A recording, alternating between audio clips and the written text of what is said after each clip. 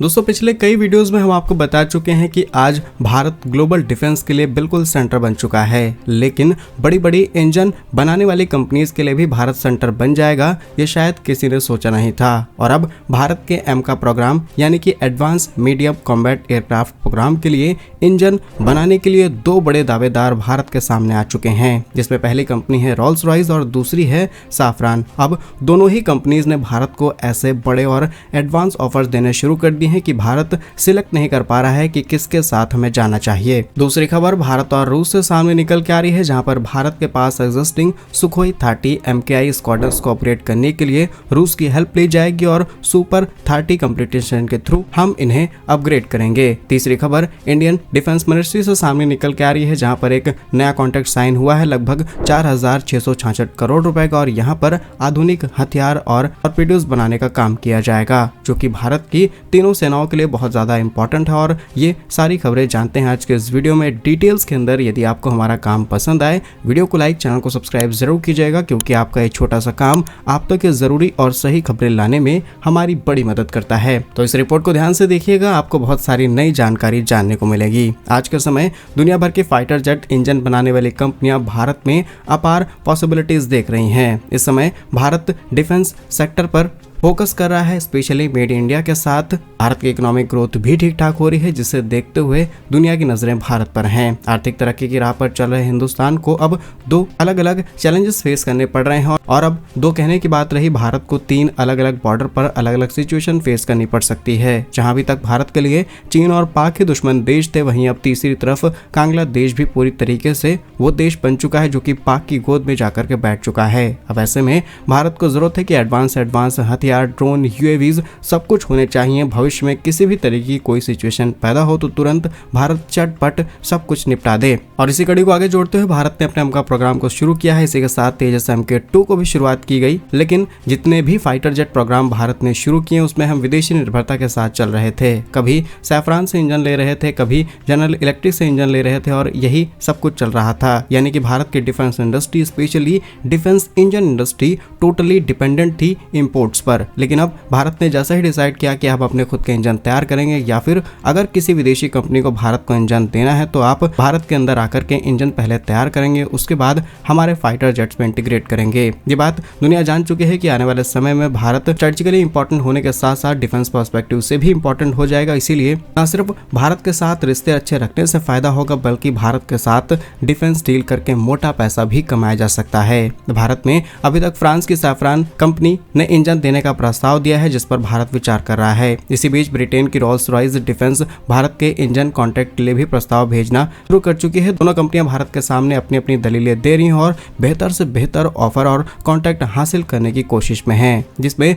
दोनों ही company engine Bharat के साथ मिलकर के तैयार करेंगी। इस चीज के लिए भी राजी हैं। भारत को अगर इंजन इनसे चाहिए तो उस चीज के लिए भी राजी हैं। भारत को इंजन की IP राइट चाहिए तो ये उस चीज के लिए भी राजी हैं। यानी कि भारत जैसी चाहे वैसी डील इनके साथ कर सकता है, और ये कंपनियां खुले ऑफर भारत को दे रही हैं। अब बढ़ते हैं नेक्स्ट सेगमेंट की तरफ, जहां पर F-35 के इंजन बना चुकी है रोल्स रॉयस। आप इस बारे में बहुत कम जानते होंगे।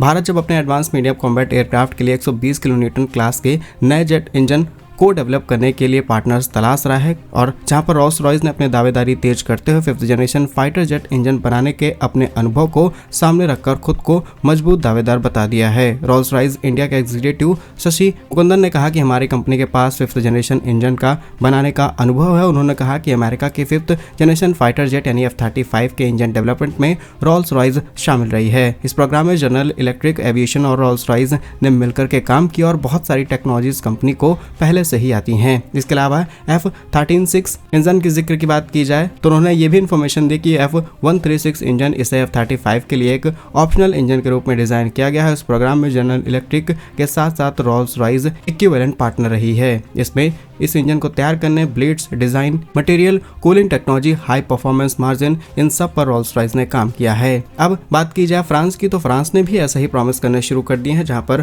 फ्रांस सैफरन कंपनी, जो कि इंजन बनाने का एक बहुत लंबा अनुभव है, इस कंपनी ने राफेल, यूरोफाइटर टाइफून जैसे 4.5 जनरेशन फाइटर जेट्स के इंजन बना करके तैयार किए हैं। वर्तमान में दोनों फाइटर जेट दुनिया में सबसे ज्यादा डिमांडिंग फाइटर जेट हैं। ये मल्टी रोल फाइटर जेट दुनिया के डिफेंस मार्केट पर एक तरीके से कब्जा जमा चुके हैं, और इनकी इंजन परफॉर्मेंस में किसी भी तरीके की कमी नहीं आती है। हैरानी की बात यह है कि सैफरन के ऑलरेडी भारत के अंदर 1 से 2 यूनिट मौजूद है जहां पर लाइसेंसिंग के थ्रू इंजन का काम किया जाता है। तो इनके पास पास्ट एक्सपीरियंस है भारत के अंदर काम करने का और अब भारत के सामने दोनों ही अच्छे ऑफर आ चुके हैं। दोनों ही देशों के साथ हमारे अच्छे रिलेशन है। फ्री ट्रेड हमने ब्रिटेन के साथ फाइनल किया और फ्रांस के साथ हम लंबे समय से हथियार खरीदते चले आ रहे हैं। अब भारत को डिसाइड करना है कि यहाँ पर कौन सी कंपनी को हम पार्टिसिपेट कराएंगे फाइटर जेट इंजन को डेवलपमेंट के लिए। आपके हिसाब से रोल्स रॉयस या फिर सैफरन किसकी तरफ हमें जाना चाहिए? कमेंट्स में अपनी राय जरूर लिखिएगा। Next important update Indian air force और रूस से सामने निकल के आ रही है, जहां पर भारतीय वायुसेना अपने लड़ाकू विमानों की फ्लीट यानी सुखोई 30 MKI को एडवांस करने के लिए अब एक डुअल ट्रैक स्ट्रेटजी पर काम कर रही है। रिसेंट रिपोर्ट्स के मुताबिक भारत अपने फ्रंट लाइन स्क्वाड्रंस को और ज्यादा पावरफुल बनाने के लिए रूस की टेक्नोलॉजीज की हेल्प लेगी, जबकि पैरेलली सुपर 30 नाम के एक स्वदेशी प्रोग्राम को भी शुरू किया गया है और ये दोनों प्रोग्राम एक साथ चला करके भारत बहुत बड़ा गेम खेलने की तैयारी में है। डिटेल्स क्या हैं? असल में भारतीय वायुसेना के पास करीब 260 के आसपास सुखोई 30 MKI विमान हैं, जो वायुसेना की रीढ़ की हड्डी कही जाती है। हालांकि इनकी तकनीक अब पुरानी हो चुकी है। पूर्ण स्वदेशी सुपर 30 प्रोजेक्ट को पूरी तरीके से डेवलप और टेस्ट करने में लगभग 5 साल का समय लग सकता है। इस गैप को भरने के लिए इंडियन एयरफोर्स ने रूस की मदद से 2 से 3 स्क्वाड्रन लगभग 36 से 50 विमान की तेजी से अपग्रेड करने पर विचार किया है। असल में भारत ने प्लानिंग की थी कि भारत के पास जो 260 सुखोई 30 MKI हैं, इसमें से 30 के आसपास सुपर फास्ट हम इन्हें स्वदेशी टेक्नोलॉजी से अपग्रेड कर लेंगे। मोस्टली इंजन छोड़ करके बाकी सारी चीज़ें भारत के पास हैं, लेकिन इन्हें अपग्रेड करने में हमें ज़्यादा समय लगेगा और हमें किसी भी समय युद्ध में उतरना पड़ सकता है। इसीलिए रूस की मदद लेकर के इस प्रोजेक्ट को क्विकली किया जाएगा। आपको बता दें कि प्रोजेक्ट 30 एक बड़े प्रोजेक्ट है जिसकी लागत लगभग 63,000 से 67,000 करोड़ रुपए के आसपास है और इसमें नेतृत्व करेंगी HAL और DRDO। स्वदेशी सामग्री के अंदर 78% हम मेड इंडिया चीज़ों का इस्तेमाल करेंगे। रडार्स, हथियार, एवियोनिक्स और जितने भी छोटे बड़े सेंसर्स एंड कंपोनेंट्स हैं, सब कुछ भारत लगाएगा। साथ ही इसके अंदर विरूपाक्ष रडार सिस्टम का अपग्रेड किया जाना है। यह रडार अपग्रेड का दिल कहा जाता है, बिकॉज ये एक स्वदेशी AESA रडार है जो कि 300 से 400 किलोमीटर की दूरी पर दुश्मन को आसानी से पहचान सकता है। रूस की मदद लेने से ये प्रोजेक्ट फिलहाल फास्ट ट्रैक पर आ जाएगा और आर्बिस ई रडार या फिर R-37E हाइपरसोनिक मिसाइलों को इंटीग्रेट करने में भारत को ज्यादा दिक्कत नहीं आएगी। तो भारत के इस डुअल प्रोग्राम पर आप क्या सोचते हैं? कमेंट्स में अपनी राय जरूर लिखिएगा। नेक्स्ट इंपॉर्टेंट अपडेट भारतीय रक्षा मंत्रालय से सामने निकल के आ रही है, जहां 30 दिसंबर 2025 को सशस्त्र बलों की मारक क्षमता को बढ़ाने के लिए लगभग 4,666 करोड़ रुपए के 2 इंपॉर्टेंट डिफेंस डीलों पर हस्ताक्षर किए गए हैं। इस प्रोजेक्ट के अंदर CQB कार्बाइंस शामिल हैं। ये 4.5 लाख से ज्यादा बैटल कार्बाइंस यहाँ पर शामिल की जाएंगी। रक्षा मंत्रालय ने भारतीय सेना और नौसेना के लिए 4.25 लाख अधिक क्लोज क्वार्टर बैटल कार्बाइन खरीद के लिए 2,770 करोड़ रुपए के कॉन्ट्रैक्ट साइन किए हैं। कॉन्ट्रैक्ट 2 प्राइवेट प्लेयर्स के हाथ में सौंपा गया है। पहला कॉन्ट्रैक्ट भारत फोर्ज जिनके पास 60% हिस्सेदारी रहेगी और दूसरा है PLR सिस्टम यानी कि अडानी डिफेंस और इजराइल वेपर इंडस्ट्रीज ज्वाइंटली यहाँ पर काम करेगा और इनके पास 40% स्टेक रहेगा। स्पेशली है कि कार्बाइन 5.56:45 mm कैलिबर की और इनका इम्पैक्ट डिजाइन और तेज फायरिंग के लिए इंपॉर्टेंस रखता है। ये गहरी युद्ध स्थिति, आतंक विरोधी अभियानों और कम दूरी पर लड़ाई के लिए इस्तेमाल किए जा सकते हैं। और इसी प्रोजेक्ट का दूसरा हिस्सा है नौसेना की ताकत को बढ़ाने के लिए पनडुब्बियों की मारक क्षमता इंक्रीज करने के लिए 1896 करोड़ रुपए का दूसरा बड़ा समझौता साइन किया, जिसमें हम टॉर्पीडोज को शामिल करेंगे। तो क्या कुछ कहना है आपका दोनों अपडेट्स पर? कमेंट्स में अपना जरूर लिखिएगा। भारत कैसे ही वीडियोस पाने के लिए वीडियो को लाइक, चैनल को सब्सक्राइब जरूर करें। वंदे मातरम, भारत माता की जय।